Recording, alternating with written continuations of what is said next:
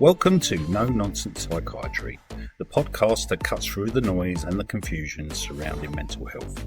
My name is Mark and I'm your host, and my goal is to give you the clear, practical information you need to understand your own well-being. No jargon, no fluff, just honest, helpful tools to help you on your journey. Let's dive in. No nonsense.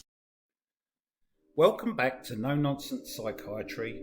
We talked about sleep and we've talked about the sun recently, and now we're tackling something just as basic, just as critical, and often just as ignored. Physical tension. Today's episode is Stretch Your Body.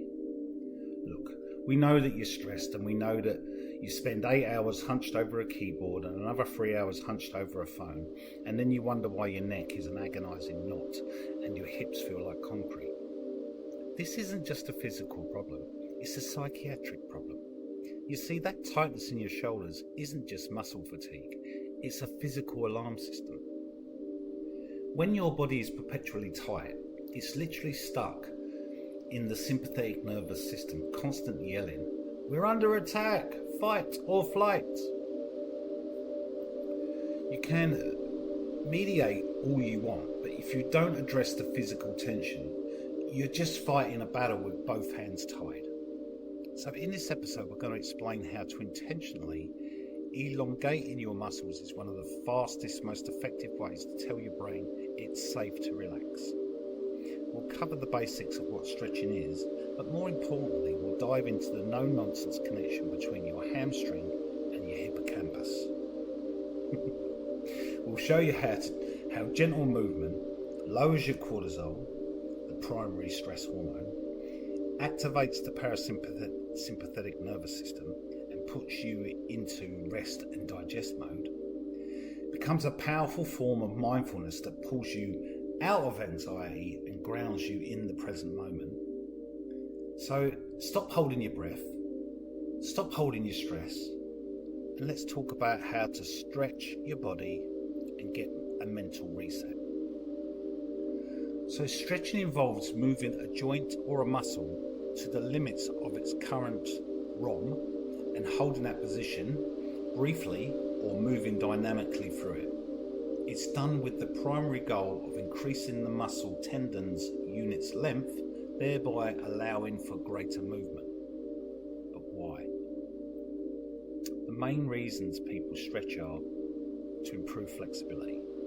And this allows joints to move through their potential ROM without pain or stiffness.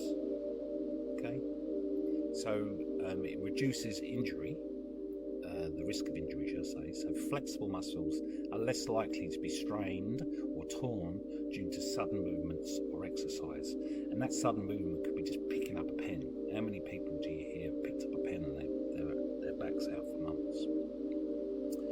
So to prepare for activity as well, so dynamic stretching increases blood flow and prepares muscles for movement. It aids recovery or the cool down. So static stretching after exercise can help reduce muscle soreness and promote relaxation. And it also improves your posture. So stretching often targets tight muscles like those in the chest or the hip flexors that pull your body out of alignment. And if anybody's been to a chiropractor, they'll always show you a picture of your hips, slightly one higher than the other, and they'll show you how much your body's out of alignment. So what has stretching got to do with the mental health, you might well ask? Well, it may just surprise you to know that stretching is one of the quickest ways to shift your body from a stress state to a relaxed state, calming that fight or flight response. Okay, so when you're chronically stressed, your body's often stuck in that sympathetic nervous system, fight or flight mode. Stretching, especially static stretching, combined with deep, slow breathing, activates that parasympathetic nervous system and puts you from rest and digest mode. By lowering cortisol and by signaling signaling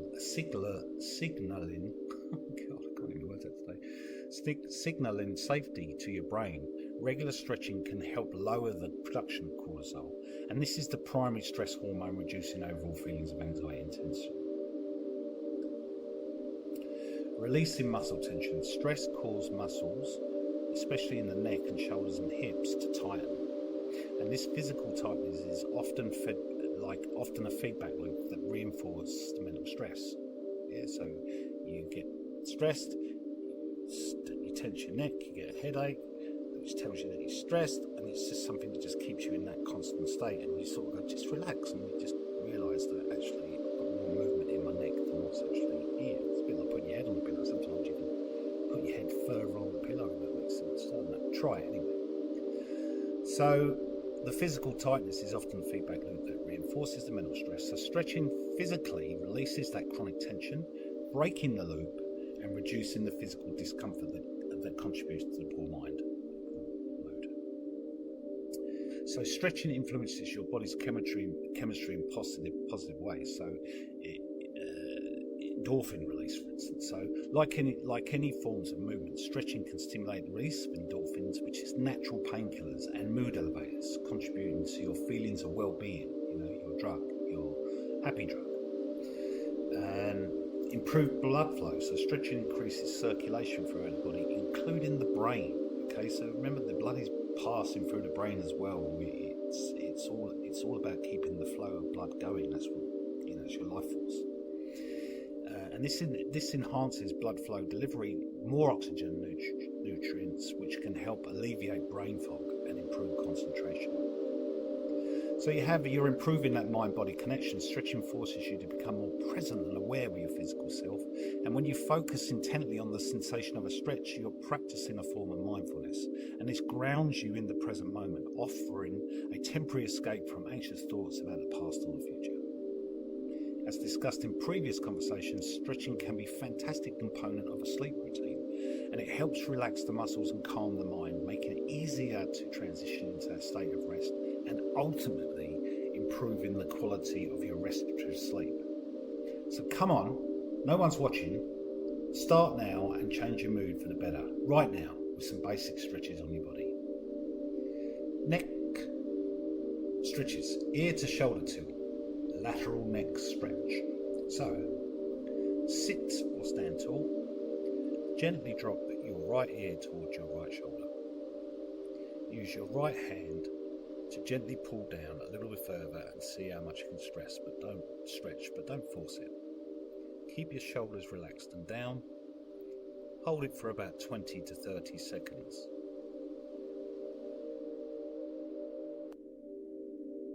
I'm going to speed up this time just for the sake of the podcast. But then switch sides, drop down your left ear towards your left shoulder. Use your left hand to pull your head down.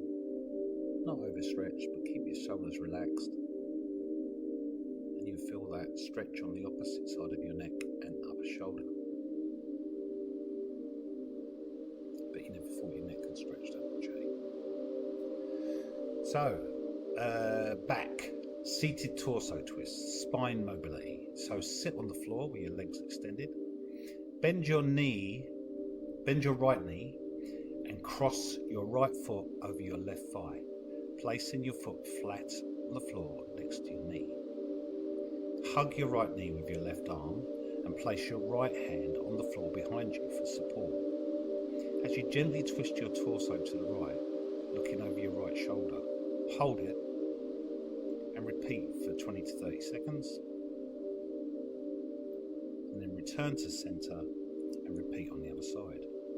And you should feel a gentle stretch through your lower and mid back. Arms and triceps, shoulder stretch. Stand or sit tall, raise your right arm up, straight up, bend your elbow and let your right hand drop behind your head, as if patting your back. Use your left hand to gently press down on the right elbow and hold it for 20-30 seconds. When you've done that, switch arms, so left arm up in the air, drop down behind your neck, your head, as if you're give yourself a pat on the back. Get your right hand, grab hold of your left elbow and pull it down, not overextending.